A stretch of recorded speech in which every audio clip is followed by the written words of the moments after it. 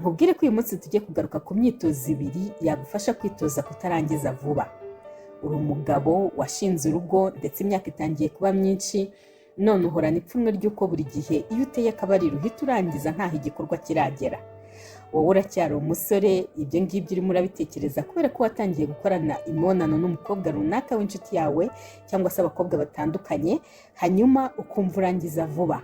Urahangayitse, urimo kwibaza niba umugore wawe atazatangira kuguca inyuma cyangwa se niba wa mukopine wawe atazajya gushaka izindi nshuti. Mu minsi ishize ibyo ngibyo nibyo twakundaga kwita gupfubura.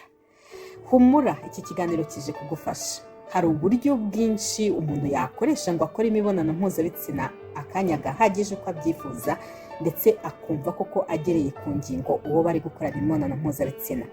Uburyo bwa mbere ni uburyo bwo kwitegura mu mutwe.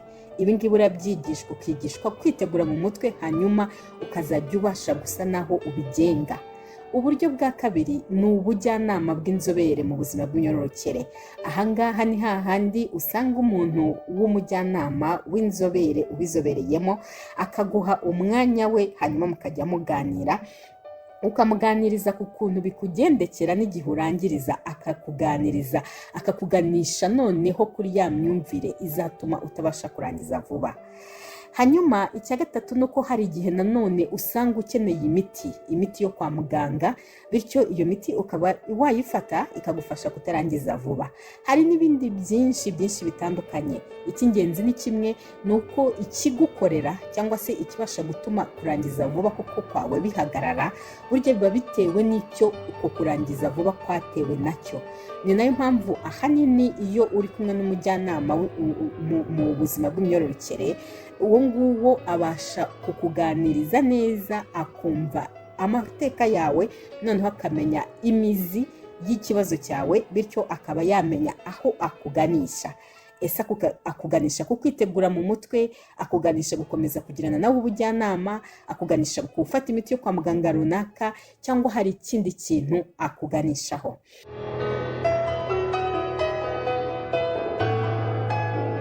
Reka uyu munsi tugaruke kuri tekinike ebyiri.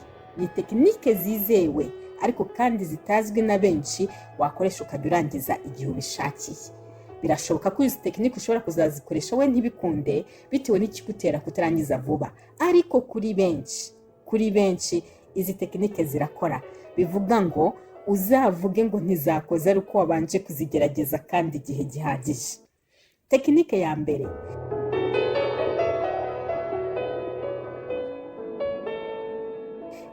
ya mbere, ni ukwitoza kwikanira. Simbivuga ngo uhite uvuga ngo noneho se shangazi. Ibi ni ibintu dukunda gukora, tukabikora gusa iyo tugiye kuri toilette, iyo tugiye kwituma cyangwa se no kwihagarika. Ariko burya kwikanira ni kimwe mu buryo bwiza bukomeza imikaya yo mu kiziba cy'inda. Iyo mikaya ni imwe mwidufasha n'ubundi no muri cya gihe cyo gutera akabariro, cyane cyane ku mugabo. Ni ngombwa kwitoza kwikanira n'igihe tutagiye kuri toilette. No kuvuga ngo kwitoza kwikanira, cyangwa se mu gihe uri kuri toilette nyine ukikanira ukabyumva yuko imikaya yawe iri gukora, noneho ukagerageza no kuzabikora igihe urimo gutera akabariro, mu gihe uri gukora imibonano mpuzabitsina.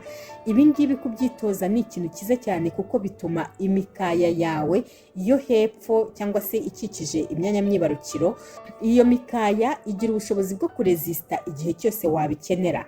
Iyo rero witoje iyo resistance, uko guhangana, uko gukora ibintu igihe iyi mikaya ibishakiye, ushobora no kuba wabikora mu gihe cyo gutera akabariro, mu gihe cyo gukora imibonano mpuzabitsina, bityo bikagufasha kuza kurangiriza igihe ubishakiye. Ni ukuvuga ngo muri cya gihe usa naho utangiye gutera akabariro, icyo gihe ukumva ubushake butangiye kuza, ntabwo utegereza ko buba bwinshi cyane, ahubwo iyo butangiye kuzamuka kandi ukumva ntabwo uragera igihe cyo kurangiza, nibwo utangira gusa naho wikanira, bigatuma ya mikaya yawe isa naho yirekura ikisanzura.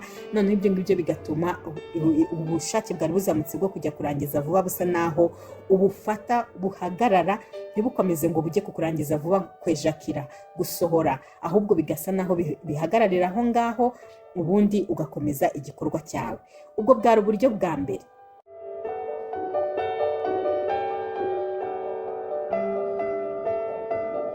uburyo bwa kabiri ni ukwitoza kureka kwikomeza no kubigira intambara. Kubera ko rimwe mu makosa abagabo barangiza vuba bakunda gukora mu gihe cy'imibonano mpuzabitsina ni uguhangayika, kuko bibatera kwikomeza cyane barwana no kureba ko batindaho gato. Irekure, woroshye mu mutwe, use naho ureka imibonano ikikora nta ruhare ubigizemo. Icyo gihe ntabwo uzarangiza vuba.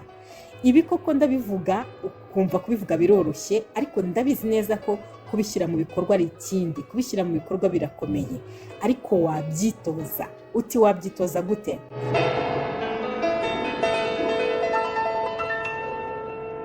Uzakora imyitozo mbere utari mu gikorwa igihe ugiye kwihagarika.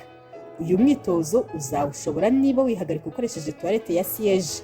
Ntabwo ari ibintu uzapfa gukora gusa, ni umwitozo uzakora igihe ugiye kwihagarika, ukawukora ukoresheje toilette ya siège cyangwa se ya kizungu yo kwicaraho.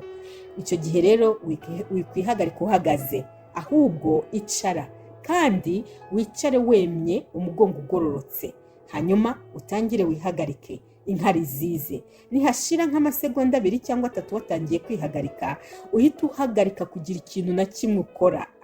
Ntugerageze kwikanira ngo inkari zisohoke zishiremo zose vuba vuba, cyangwa ngo ugerageze kuzifata ngo zirekeraho kuza kandi zidashizemo. Uzireke, ubireke, ahubwo uzireke zizane nk'ahatari wowe ziri guturukamo, zisohoke mu mahoro yazo yose, nta kintu na kimwe uzifashijemo. Ku nshuro ya mbere ibyo bintu nkubwiye bizasa naho bigusekeje, kuko ubusanzwe tumenyereye ko kwihagarika tubigiramo uruhare.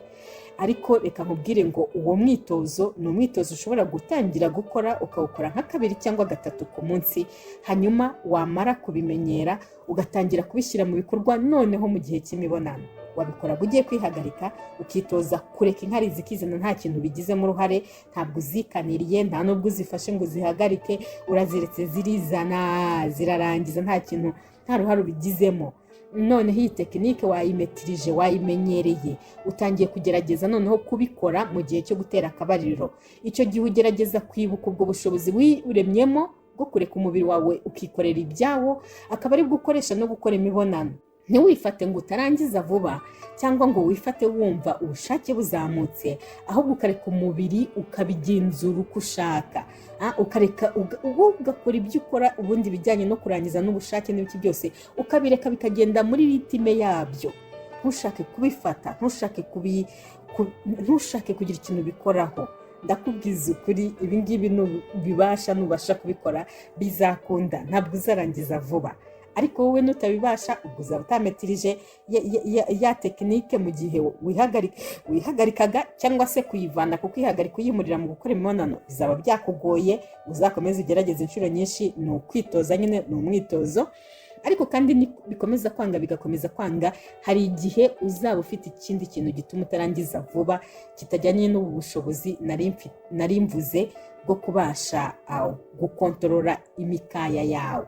Ahangaha rero nicyo twari twibanze ku kintu kijyanye no gukontorora imikaya yawe, ukayitegeka cyangwa se ukayiha ubushobozi bwo kubasha gutinda kurangiza cyangwa se no kurangiza igihe ubishakiye. Ndagushimiye cyane wowe uzavuga uti narabigerageje birakora, ubwo uzambwira. Of course ushobora kumbwira inbox, ushobora no kutirirwa umbwira ukabigira ibanga, ariko bikakunezeza. Nkwifurije ko bizakora. Mwifuje ko bizakora, ubundi iki gikorwa ukajya ukomeza kugikora wifitiye icyizere, ubizi neza yuko urimo kugerera uwo muntu muri kumwe ku ngingo, kandi ko naramuka agiye hanze atazaba agiye hanze kubera ko utamugerera ku ngingo, ahubwo ko ari ibindi bizaba byamujyanye. Ndagushimiye cyane, komeza kugira ibihe byiza, kandi uzagire imigisha myinshi n'amahirwe masa muri uyu mwaka dutangiye.